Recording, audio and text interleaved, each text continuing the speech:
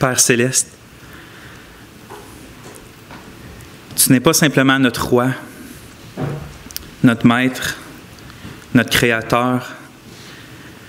Tu es aussi notre Père, puis on est tes enfants.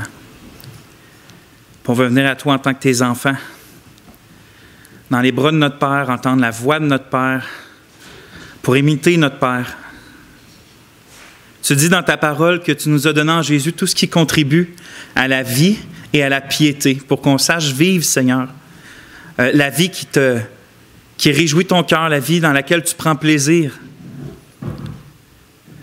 C'est pour ça, Seigneur, qu'on ne veut pas être simplement des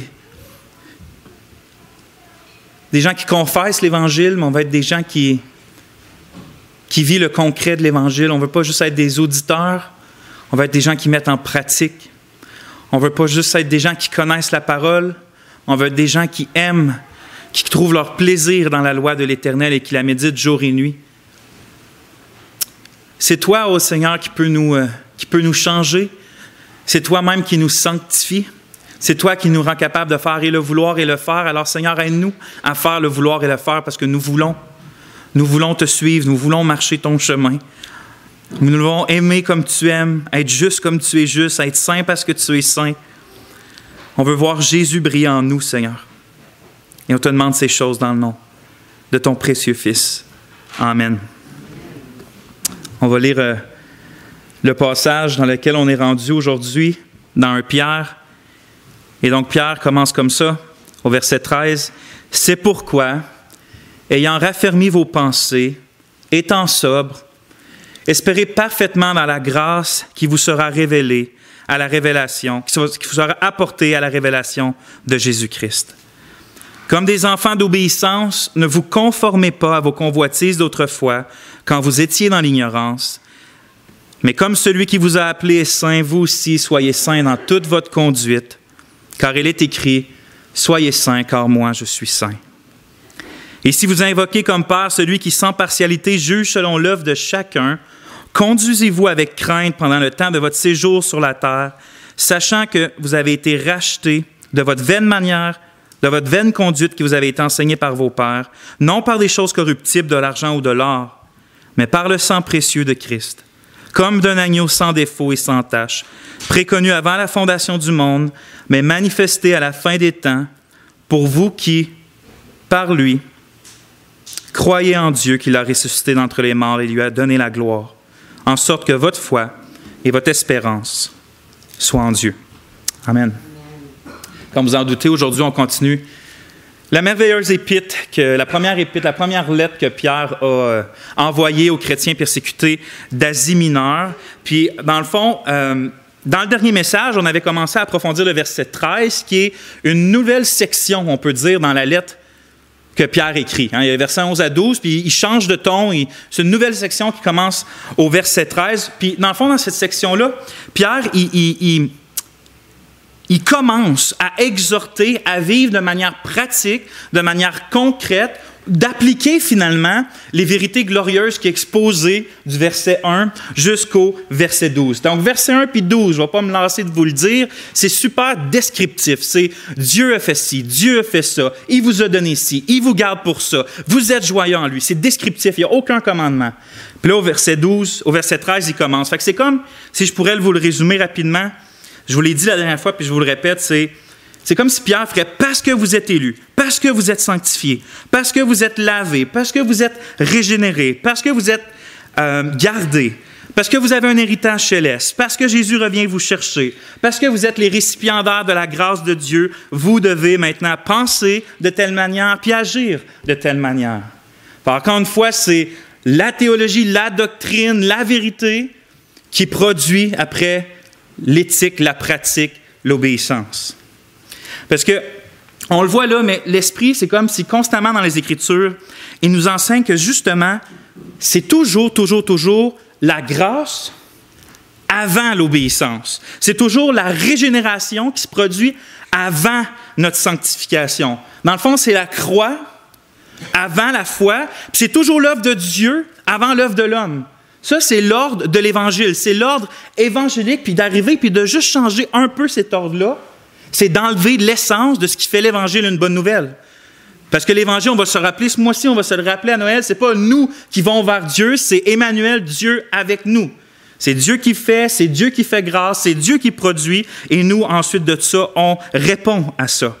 Mais l'ordre, il ne faut pas la changer. Les apôtres, ils étaient tellement zélés à garder cet ordre-là que non seulement dans leur enseignement sur l'Évangile, on le voit, mais même dans la structure de leurs lettres, la plupart, en tout cas, on voit l'ordre. Par exemple, que ce soit Paul, dans Romains, qui passe 11 gros chapitres à décrire de manière systématique les vérités de l'Évangile, une après les autres, pour finalement, au chapitre 12, changer de ton puis dire « Je vous exhorte donc par les compassions de Dieu, faites ceci, faites cela, soyez comme ci, soyez comme ça. » Ou que ce soit Pierre dans notre épître qui ne dit pas que la première fois qu'il dit « C'est pourquoi agissez comme ça », c'est simplement après avoir exposé certaines vérités glorieuses qu'on a en Jésus-Christ de la grâce. Et donc, on voit qu'il est clair que l'obéissance puis les devoirs chrétiens sont toujours fondés, motivés, puis produits même par la grâce de Dieu, puis non l'inverse. Hein, l'obéissance puis les devoirs chrétiens sont toujours fondés, motivés et produits par la grâce de Dieu et non l'inverse. Dans le fond, l'image que j'ai en tête puis qui est partout un peu dans la Bible, c'est comme si le chrétien, c'est un arbre qui est planté près d'un fleuve intarissable, qui n'arrête jamais. Puis ce fleuve-là s'appelle l'Évangile. Puis l'arbre tire sa force, tire sa vie, sa vitalité, tire sa sève, tire tout ce qu'il nourrit justement de ce fleuve-là qui est la personne glorieuse et gracieuse du Seigneur Jésus-Christ. Et donc le chrétien, c'est un arbre qui grandit et qui porte du fruit, certes, mais il tire sa vie de la grâce qui se trouve en Jésus-Christ. Puis seulement quand il tire sa vie de la grâce du Christ, qu'il va alors produire du fruit comme Dieu le veut dans toutes les saisons de l'année, qu'il fasse que ce soit une tempête hivernale ou que ce soit une chaleur désertique, cet arbre-là va continuer de fleurir puis il va continuer de produire du fruit parce que justement, il est ancré dans la grâce. Comme notre Seigneur le dit en Jean 17, Jean 15, je veux dire, comme le sarment ne peut de lui-même porter du fruit, s'il ne demeure attaché au sceptre, ainsi vous ne le pouvez pas non plus si vous ne demeurez en moi. Je suis le sceptre, vous êtes les sarments. Celui qui demeure en moi et en qui je demeure porte beaucoup de fruits, car sans moi, vous ne pouvez rien faire. Puis pourquoi je rappelle ça?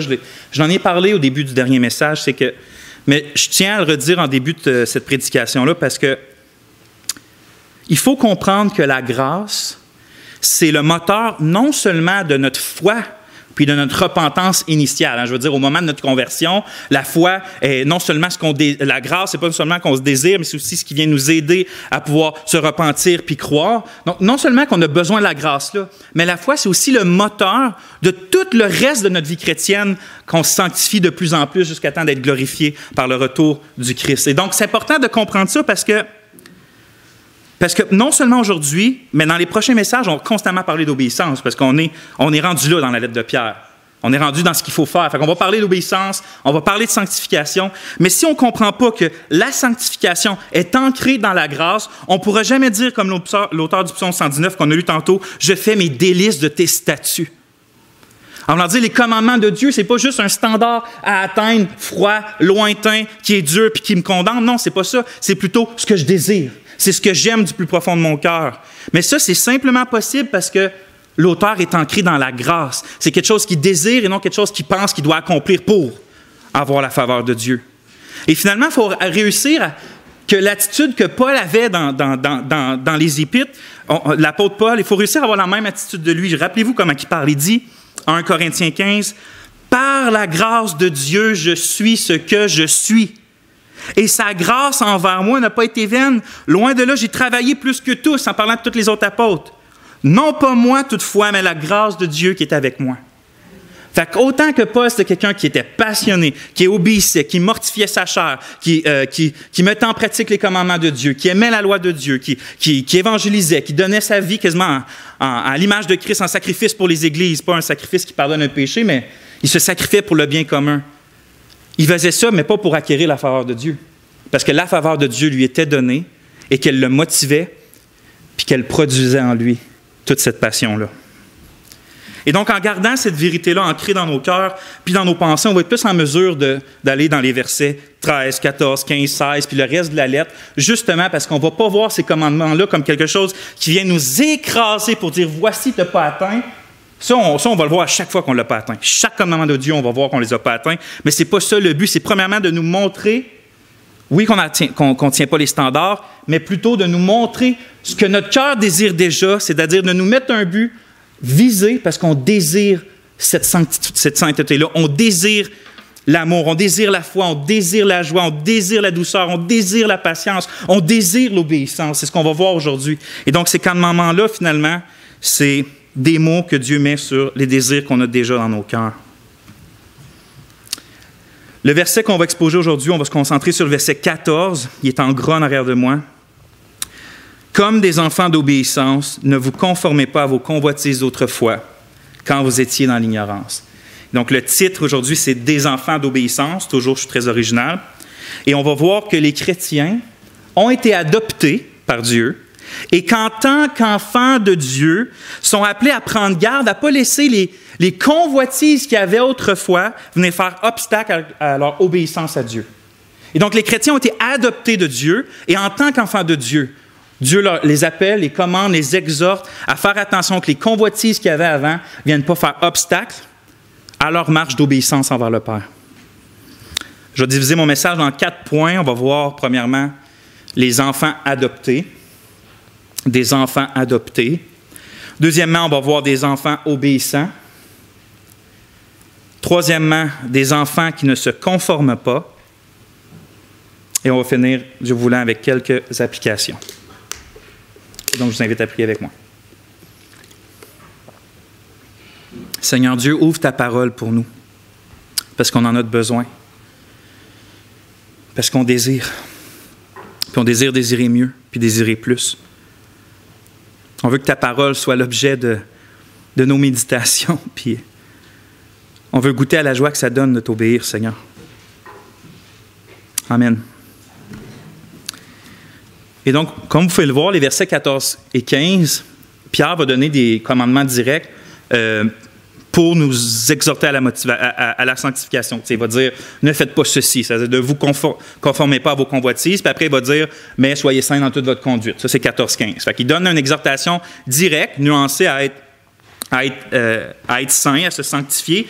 Mais ce que je veux vous faire remarquer avant d'arriver là, c'est qu'avant de dire ce que le chrétien doit faire, il nous rappelle une fois de plus que le chrétien est. Il dit, comme des enfants d'obéissance, maintenant faites ceci, faites cela. Fait qu'il leur rappelle qu'est-ce qu'ils sont avant de les exhorter à ne pas se conformer à leur convoitise d'autrefois. Il veut qu'on se rappelle que nous sommes quoi? Des enfants d'obéissance. En d'autres mots, frères et sœurs, des enfants de Dieu. Fait qu'avant même de leur dire quoi faire, vous êtes, en tant qu'enfants de Dieu, comme des enfants d'obéissance. Puis il est bon qu'on médite, qu'on prenne le temps dans ce message-là de méditer sur le fait qu'on est des enfants de Dieu, qu'on a été adoptés, parce qu'à partir de là, mettons, verset 13 jusqu'au verset 25, puis même au début du chapitre 2, Pierre, en fond, là, en background, va constamment ramener l'idée qu'on est des enfants de Dieu. Par exemple, là, il nous appelle des enfants d'obéissance, au verset 14.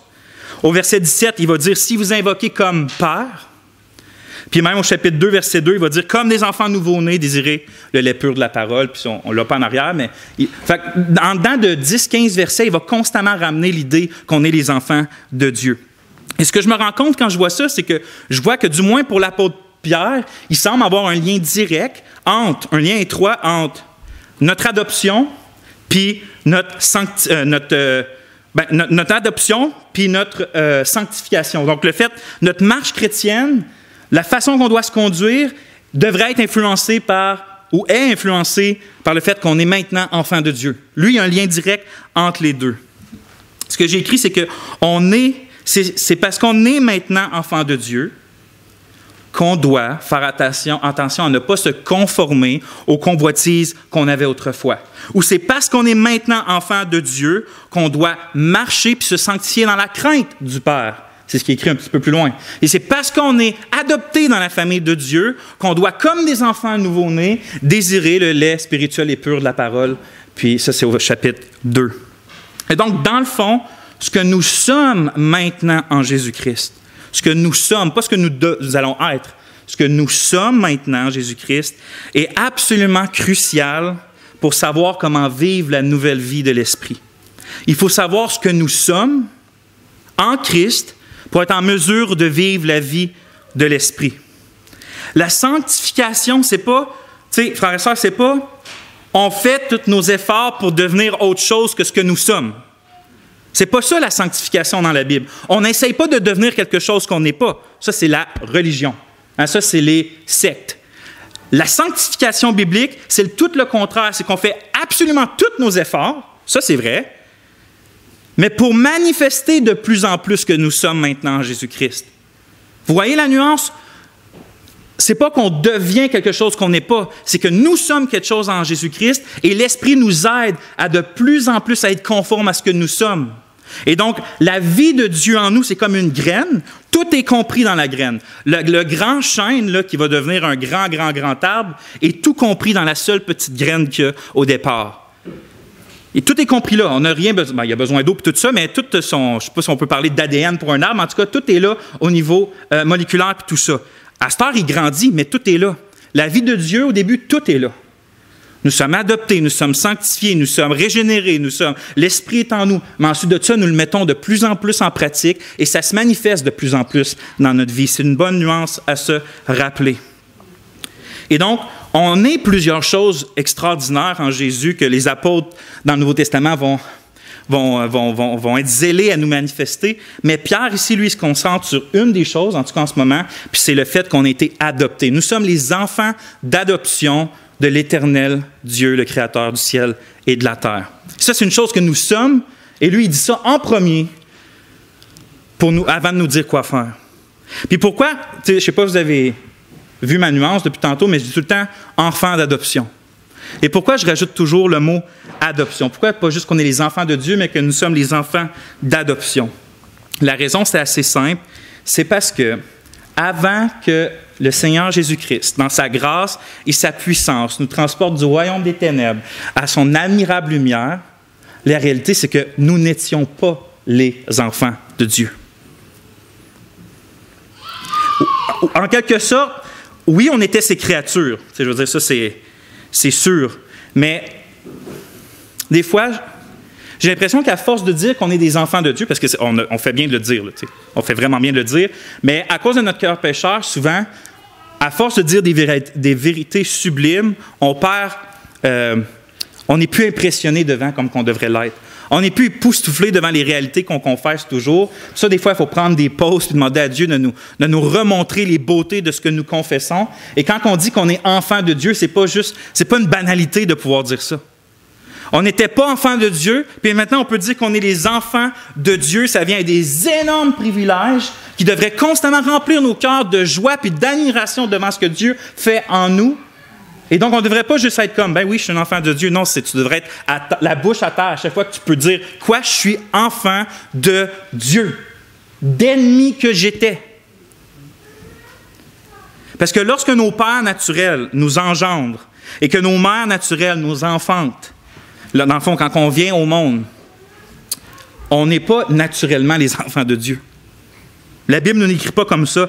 Bien au contraire, oui, on est ses créatures, mais on n'est pas ses enfants d'adoption, dans sa famille de sainteté, de justice et d'amour. La Bible, en fait, même, nous décrit, avant d'être sauvés, elle nous décrit comme, par nature, des enfants de colère. Paul va dire ça dans Éphésiens 2. On va dire que, par nature, à cause de nos péchés, on est destiné à la colère de Dieu. Donc, on est des enfants de colère. Ailleurs, Paul va dire un peu la même chose. Il dit en Colossiens 3,6, « C'est à cause de ces choses que la colère de Dieu vient sur les fils, les enfants, de la rébellion, de la désobéissance. » Donc, encore une fois, on est appelés comment? Des enfants de colère puis des fils de la désobéissance, des fils de la rébellion. C'est ce que nous sommes naturellement à cause du péché puis à cause de la nature pécheresse. Et donc, avant que la grâce de Dieu se manifeste, comme j'ai dit, puissamment envers nous, on n'est pas des enfants de Dieu, on est des enfants de désobéissance. En d'autres mots, on est des enfants, même, je vais dire Jésus, des enfants du diable.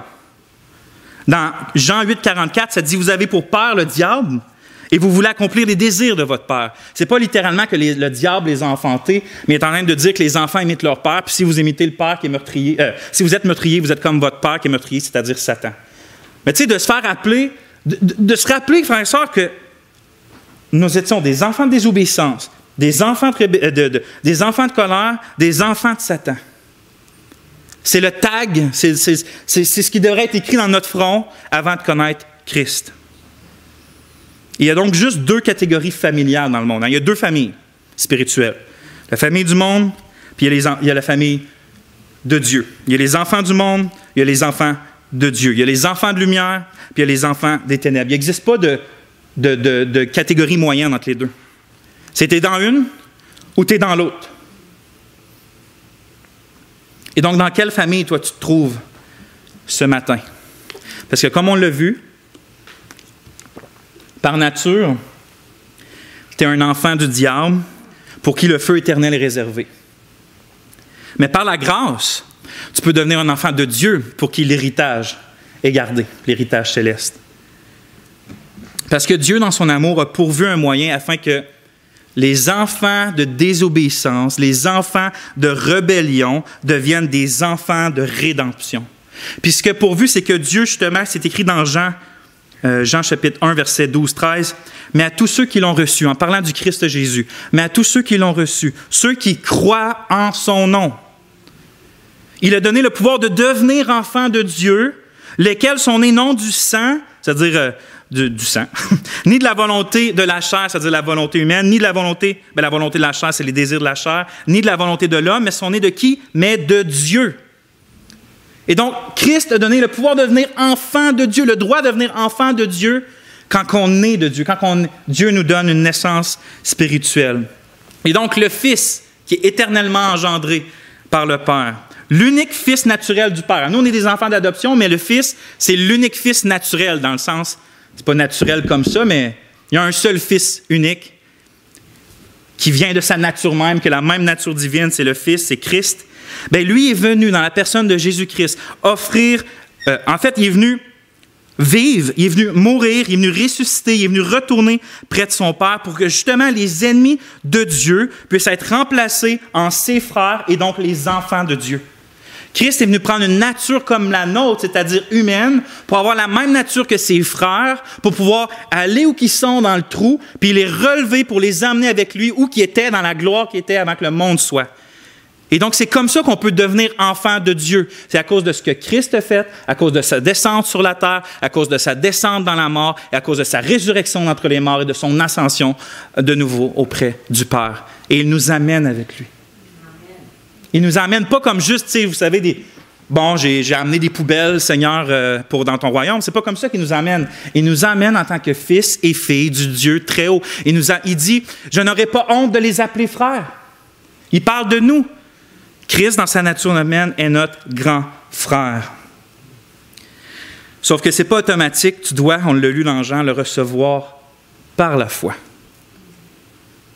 Tu dois faire confiance à la foi. Si tu ne comprends pas trop c'est quoi, tu dois faire confiance que Dieu te sauve uniquement par Jésus. Tu dois te détourner de ta vie de rébellion en t'appuyant, c'est important, te détourner, mais pas de tes propres forces, en cherchant à t'appuyer sur l'amour du Père. Tu dois croire que Jésus a payé pour tes péchés sur la croix, puis que Dieu t'accepte si tu te tournes vers lui uniquement, seulement et pour toujours à cause de Jésus-Christ en qui tu as confiance. Donc crois, fais-toi baptiser au nom du Seigneur Jésus, et tu vas être sauvé puis adopté dans la famille de Dieu. Pour nous, frères et sœurs, par exemple, est-ce qu'on oublie les privilèges que c'est d'être enfant de Dieu? Écoutez ce que l'apôtre Paul dit en Galates 4:7. « Lorsque les temps ont été accomplis, Dieu a envoyé son Fils, né d'une femme, né sous la loi, afin qu'il rachète ceux qui étaient sous la loi, afin que nous recevions l'adoption. Et parce que vous êtes fils, Dieu a envoyé dans nos cœurs l'Esprit de son Fils, lequel crie « Abba, Père !»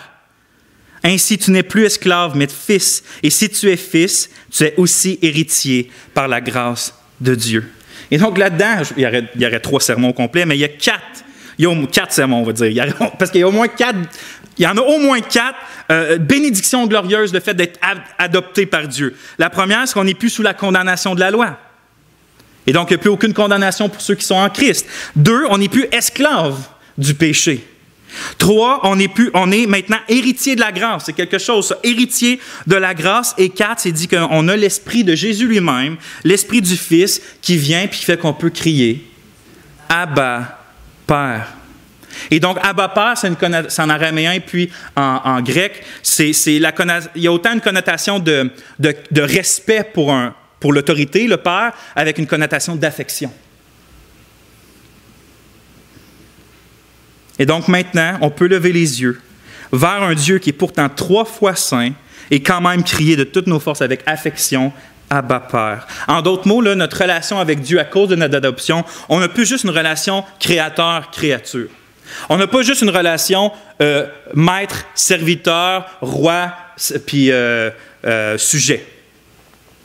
Mais à cause de notre adoption en Christ, on a maintenant ce qu'on appelle une relation filiale, c'est-à-dire de père et de fils, de père et d'enfant.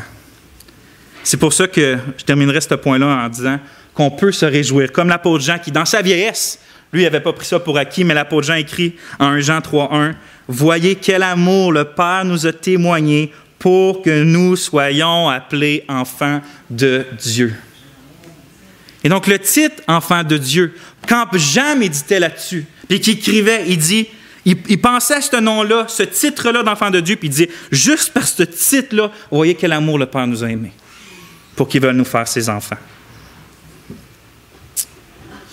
Et donc, c'était pour les enfants d'adoption. Maintenant, on va aller au deuxième point, les enfants d'obéissance. Parce que c'est ce que Pierre, il ne fait pas juste nous appeler comme des enfants, il dit comme des enfants d'obéissance, c'est ce qui est écrit. Et cet ajout-là, il n'est pas anodin, bien au contraire. Pour moi, il est significatif parce que c'est comme si pour l'Esprit Saint, qui parle par l'apôtre Pierre dans sa lettre, les chrétiens ne sont pas juste définis par le simple fait d'être des enfants, mais sont définis par le fait d'être des enfants obéissants. C'est ce qui décrit les chrétiens. Ce n'est pas juste des enfants, c'est des enfants obéissants. Autrement dit, les chrétiens, ils n'ont pas simplement été adoptés dans la famille de Dieu en recevant l'Esprit du Fils qui crée Abba Père, mais l'Esprit vient faire un tel travail dans leur cœur qu'il les rend capables d'obéir au Père céleste. Et donc, Dieu ne fait pas juste emmener des ennemis mécontents dans le fond de son royaume et dire, vous êtes mes enfants, que vous le vouliez ou non. L'Esprit fait un tel travail dans leur cœur que ces enfants-là courent vers le Père, veulent entendre du Père, veulent obéir au Père. Et comme on va le voir tantôt, ils sont tristes quand ce n'est pas le cas. Et donc, c'est sûr que ça ne veut pas dire qu'on obéit de façon parfaite au Père. Pierre n'est pas en train de dire comme des enfants obéissants qui obéissent toujours à la lettre sans jamais chuter. Parce que sinon, ça ne ferait aucun sens, ces autres exhortations. Parce qu'après ça, il va dire de ne pas se conformer à la convoitise. Ça veut dire que ça peut arriver. Il va dire de se sanctifier dans toute notre conduite. C'est-à-dire qu'il y a du progrès à faire. Donc, il n'est pas en train de dire, qu'en nous appelant enfants d'obéissance, qu'on est parfait dans l'obéissance. Cependant, ça veut dire que l'une des marques distinctives de l'enfant de Dieu est que son cœur est enclin à l'obéissance et que sa vie va se démarquer par une certaine croissance dans l'obéissance. Et donc, ce n'est pas une obéissance parfaite, mais c'est une inclinaison à l'obéissance et un certain progrès aussi au courant de toute la vie. C'est pour ça que les non-chrétiens sont appelés comment? Des fils de désobéissance. C'est pour ça que Pierre appelle les chrétiens des enfants d'obéissance. Et donc, simplement dit, frères et sœurs, ça signifie que quand on regarde à la vie d'un non-croyant, si on pourrait avoir un film de toute sa vie, il y a un trait marquant qui va ressortir, c'est le fait, puis regardez mes mots, c'est important, qu'il ne va pas obéir spirituellement à la loi puis au commandement de Dieu. Quand on va regarder la vie d'un non-croyant, il y a un trait qui va ressortir, c'est qu'il n'obéit pas spirituellement à la loi de Dieu, puis je vais parler de ça bientôt. Tandis que quand on regarde à la vie d'un chrétien, on va regarder, on pourrait avoir pas juste des photos, parce que des photos, des fois, tu peux prendre des chrétiens en pleine désobéissance. Donc, pas des photos, mais un film de la vie du chrétien, parce qu'un chrétien, des fois, comme je dis souvent, c'est 3 pas en avant, 2 pas en arrière, 4 pas en avant, 1 pas en arrière, 6 pas en arrière, 6 pas en avant. C'est jamais des fois... C'est boiteux, des fois, on va se le dire. Et donc, mais si on pourrait prendre un film, on verrait qu'il y aurait un trait qui sortirait, c'est que le chrétien a ses désirs puis sa volonté de vouloir obéir à Dieu, puis même que ça l'a grandi plus il a marché avec Christ au long de sa vie. Et donc, aussi minime que peut parfois paraître les progrès, il va quand même en avoir eu au courant de sa vie. Dans une réelle obéissance spirituelle envers Dieu. Et la raison pourquoi maintenant je dis une obéissance spirituelle, c'est que c'est pas une obéissance simplement extérieure qui fait une distinction entre le non-chrétien et le chrétien. C'est une obéissance intérieure, c'est une obéissance de cœur. Parce que les non-régénérés, ils peuvent obéir aux commandements extérieurs de Dieu. Ils peuvent ne pas tuer, ils peuvent ne pas mentir, ils peuvent ne pas voler. Ils sont capables de faire ça.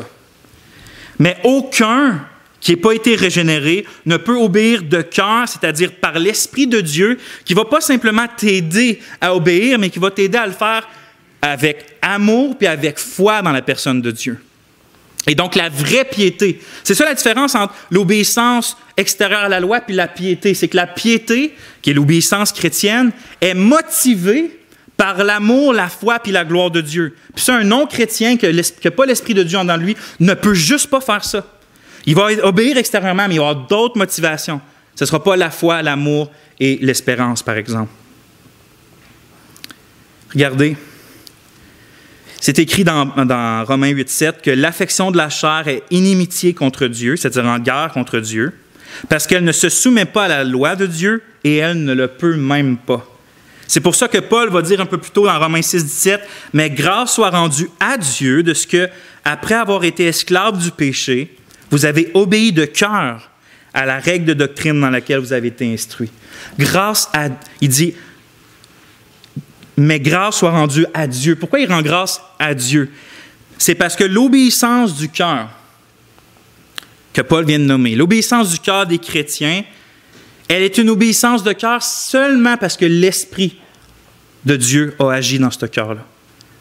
Personne ne peut obéir de cœur à la loi de Dieu si l'Esprit n'a pas changé le cœur de cette personne-là.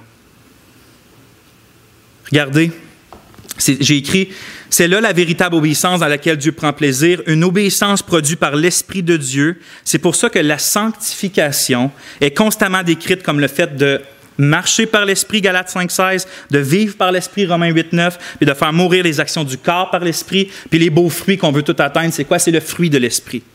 Et donc, c'est une obéissance spirituelle, parce qu'elle vient de l'Esprit de Dieu dans notre cœur. Autrement dit, l'obéissance chrétienne, ce n'est pas des personnes qui cherchent à obéir à contre-cœur puis de façon mécanique à des commandements qui sont écrits sur du papier extérieurement. Ça, ce n'est pas l'obéissance chrétienne. Ça, c'est ce que les Juifs ont fait pendant des siècles. On a essayé de plaire à Dieu comme ça en obéissant à une loi extérieure.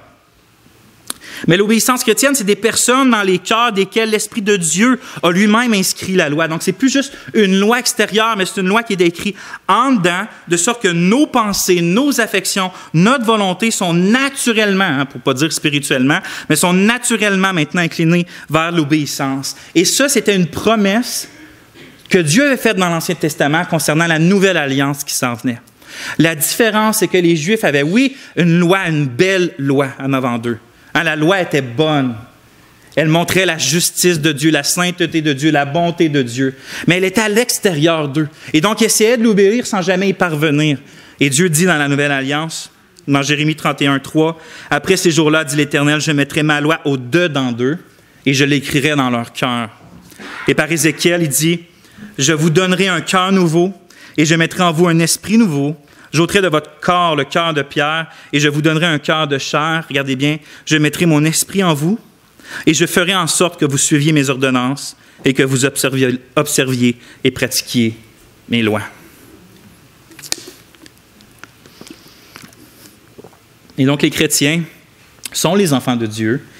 Et comme tout enfant, sont certes pas parfaits dans l'obéissance, mais leur cœur désire, puis prend réellement plaisir à écouter la voix du Père Céleste. Puis inversement, leur cœur et leurs pensées sont tellement, puis leurs affections sont tellement inclinées à vouloir obéir à Dieu, mais ils ne le font pas tout le temps. Et quand ça n'arrive pas, quand ils voient qu'ils marchent dans la désobéissance, quand ils voient que leur cœur s'endurcit, que leur pensée s'obscurcit aussi, bien, c'est les gens les plus attristés du monde.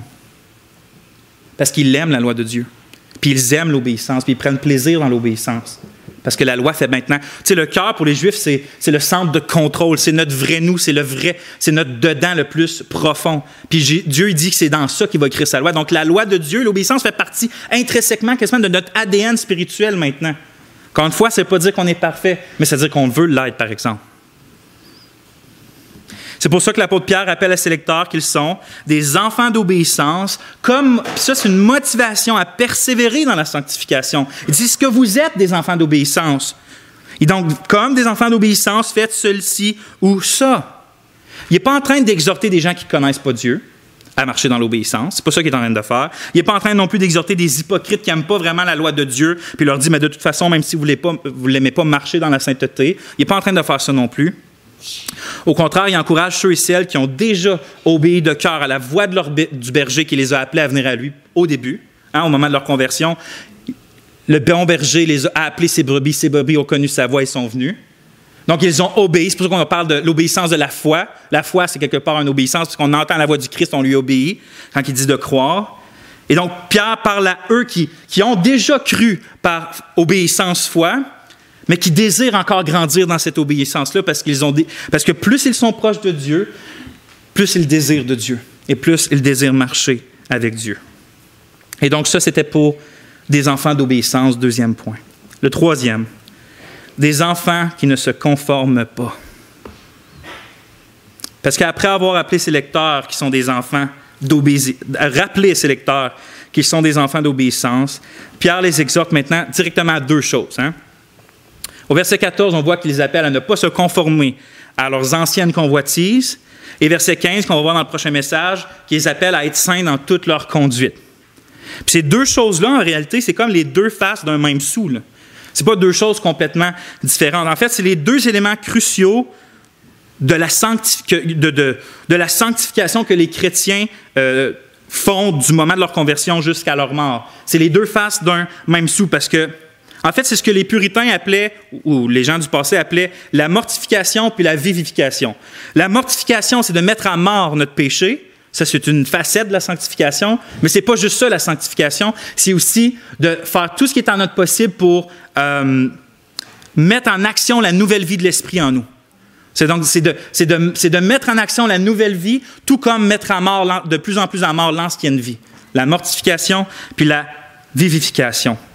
Et on ne peut juste pas grandir si on fait juste un ou l'autre. C'est impossible de grandir dans la sainteté si on fait juste essayer de mettre nos péchés à mort et qu'on n'essaie pas de manifester dans notre vie la vie de l'Esprit. Puis de l'autre côté, si tu dis, moi, je ne vais jamais passer du temps à mettre à mort mes péchés puis je veux juste manifester la vie de l'Esprit, ça ne marche pas parce qu'une part de la vie de l'Esprit, c'est de mettre à mort nos péchés.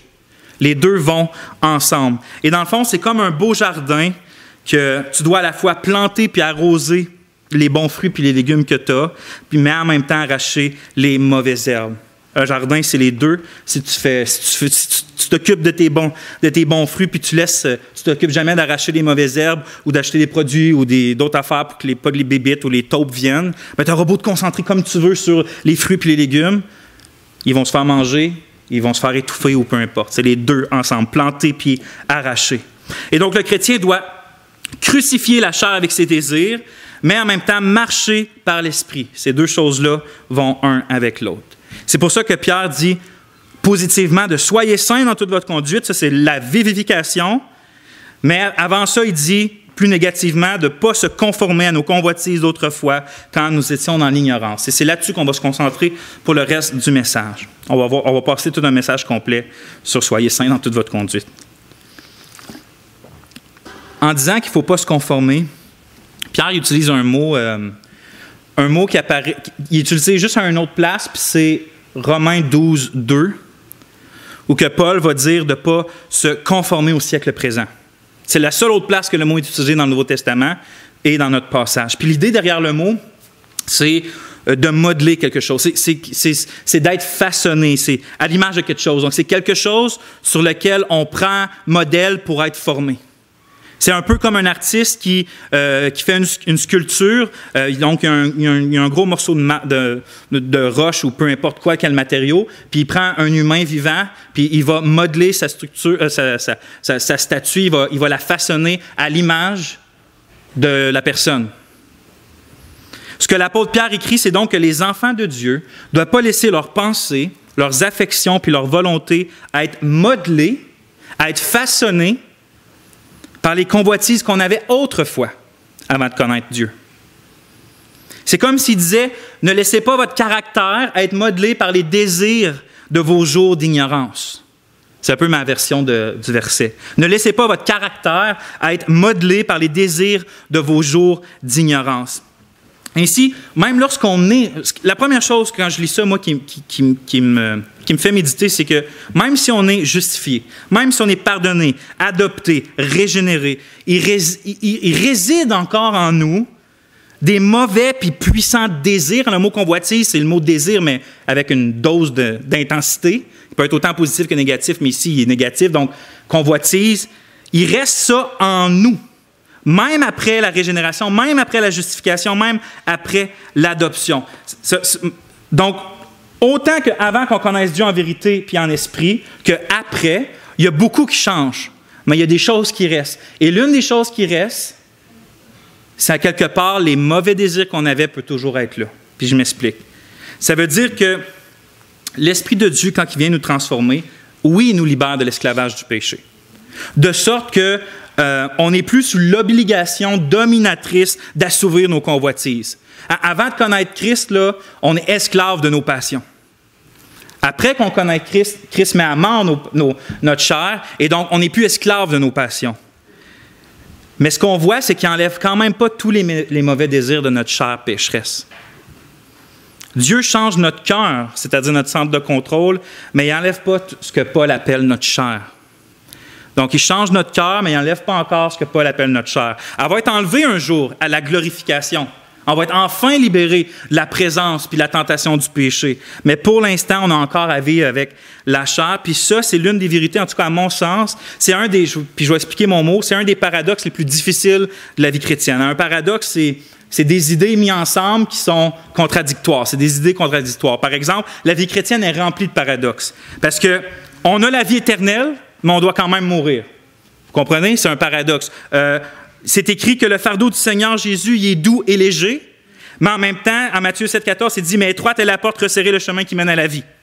Je veux dire, c'est-tu dur, c'est-tu doux? C'est-tu léger, c'est-tu difficile? Puis de manière semblable, notre nouveau cœur désire Dieu et sa loi, tandis que notre chair désire le péché et l'iniquité. Puis pour moi, Paul, c'est un qui l'a écrit de la manière la plus poignante. Je vais vous lire le passage au complet, c'est dans Romains 7, mais si je connais personne qui l'exprime mieux que lui, il dit « Ce qui est bon, je le sais, n'habite pas en moi, c'est-à-dire dans ma chair. J'ai la volonté, mais non le pouvoir de faire le bien. Car je ne fais pas le bien que je veux, je fais le mal que je ne veux pas. Et si je fais ce que je ne veux pas, ce n'est plus moi qui le fais, c'est le péché qui habite en moi. Je trouve donc en moi cette loi. Quand je veux faire le bien, le mal est attaché à moi.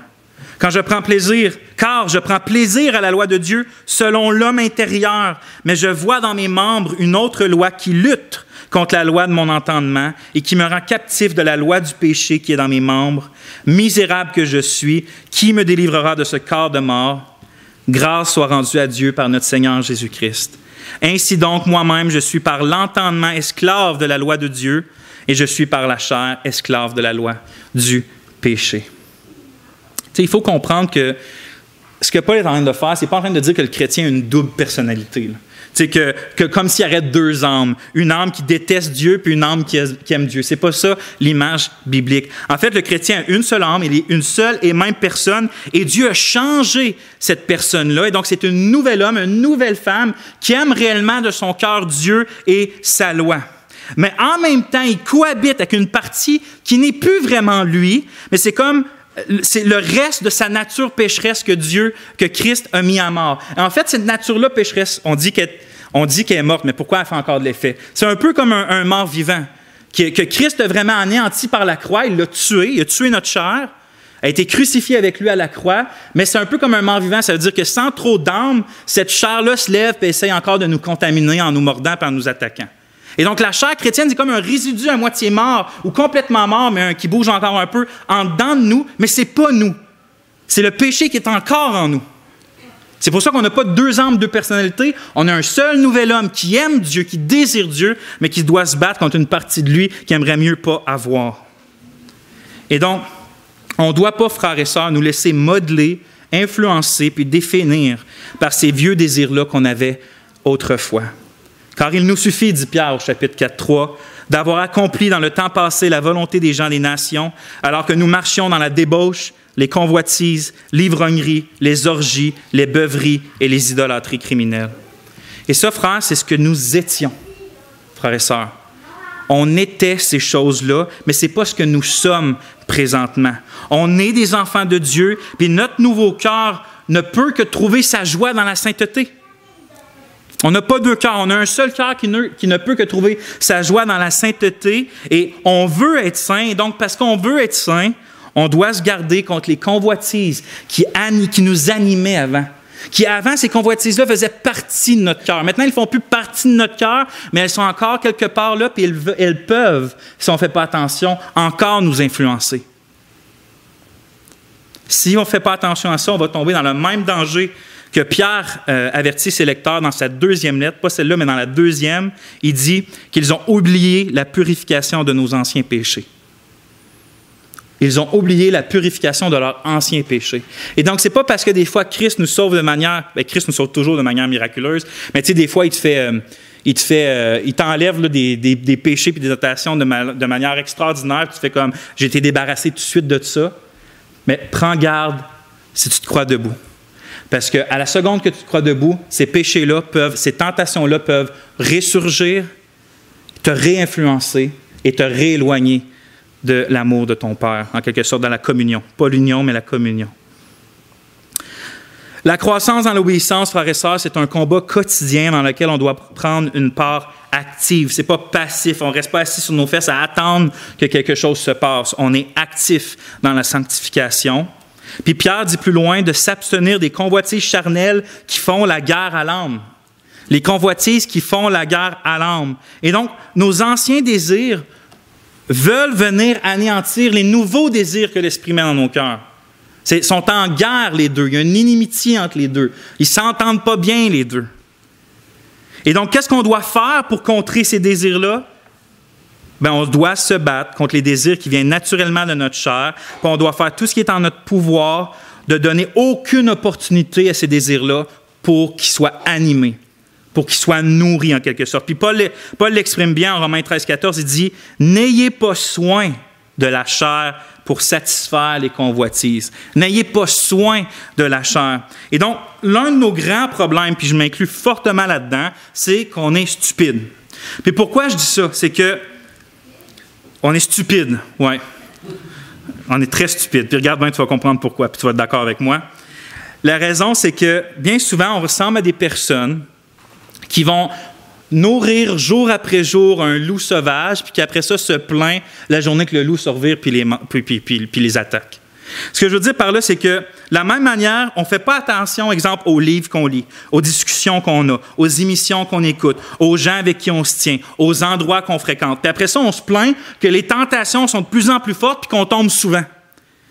On n'a pas besoin, frères et sœurs, de Sherlock Holmes pour venir nous indiquer c'est quoi le problème. Si tu prends soin de la chair comme d'un loup sauvage, puis que tu la nourris avec juste une miette de pain à chaque jour, surprends-toi pas le jour où la chair va se revirer de bord puis t'arracher la main. Tu en prends soin.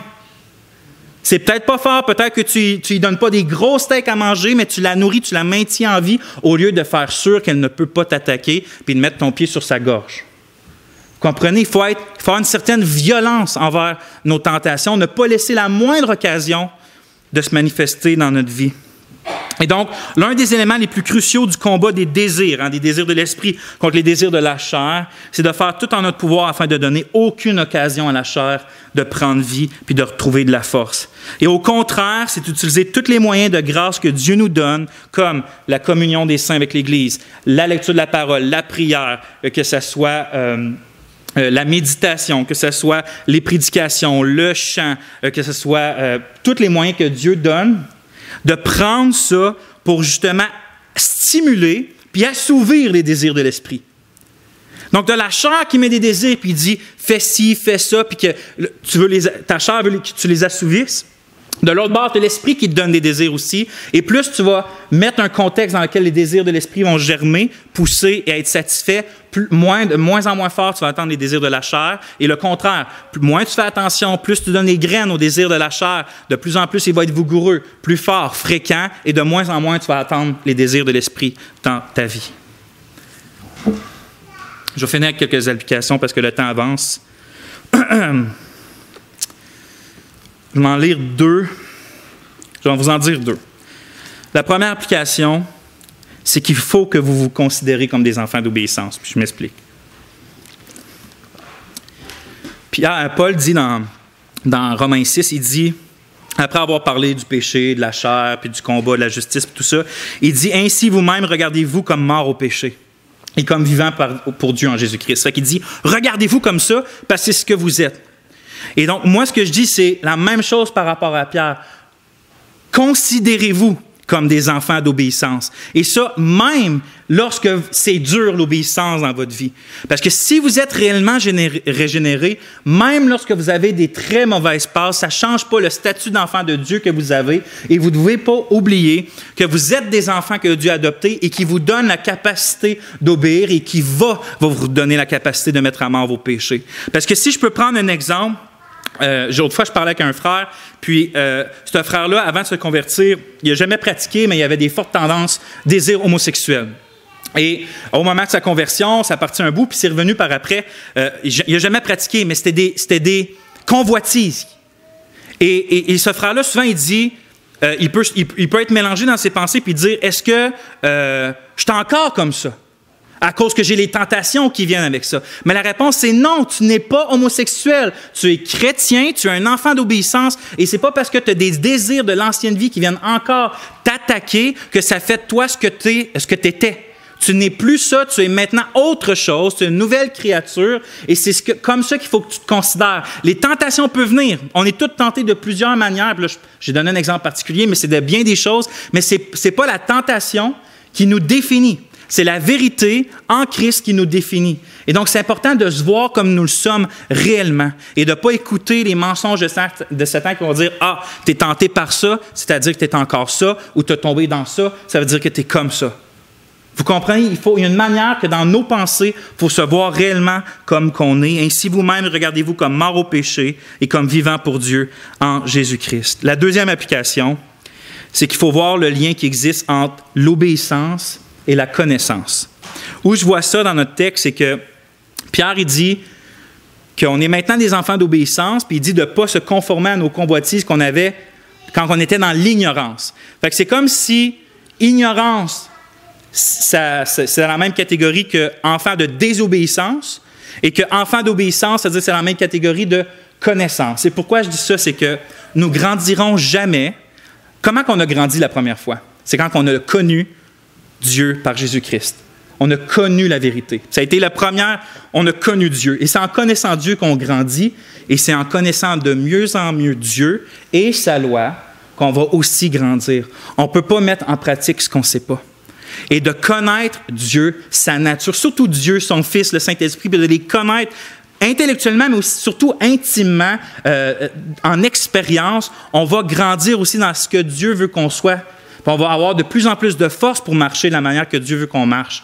Mais au contraire, si on se borne à ne viser que l'expérience et jamais de grandir dans la connaissance, on va se tromper nous-mêmes par des faux raisonnements. On va penser que ça, Dieu veut ça Dieu veut pas ça. Mais on va tomber d'un bord puis de l'autre parce que justement, on n'aura pas eu la connaissance. Regardez ce que Thomas Watson dit. Il dit « L'obéissance sans la connaissance est aveugle. L'obéissance sans la connaissance est aveugle. Et la connaissance sans l'obéissance est boiteuse. » C'est-à-dire que c'est pas, on ne veut pas devenir des intellectuels à grosse tête qui disent « Moi, je connais tous les commandements de Dieu, mais j'en mets pas un en pratique. » On veut apprendre à connaître Dieu pour apprendre à marcher avec Dieu. Connaissance, expérience. Et donc, je vais finir avec ça parce que le temps est fait. Seigneur mon Dieu, toi qui nous aimes, toi qui aimes tes enfants, puis tu dis que c'est la prunelle de tes yeux. On ne veut pas attrister ton Saint-Esprit en marchant ou en faisant pas attention aux convoitises qui nous entourent, C'est pourquoi viens nous libérer si on s'est laissé emprisonner par quelques convoitises ou péchés dans notre vie. Viens nous emmener à la repentance, Seigneur. Viens nous aider à mettre à mort ces choses-là. Viens produire en nous ce qui te plaît, Seigneur. Donne-nous ce qui te plaît. Qu'on puisse dire, comme l'auteur du psaume 119, que ta parole fait tous nos délices. À toi la gloire. Amen.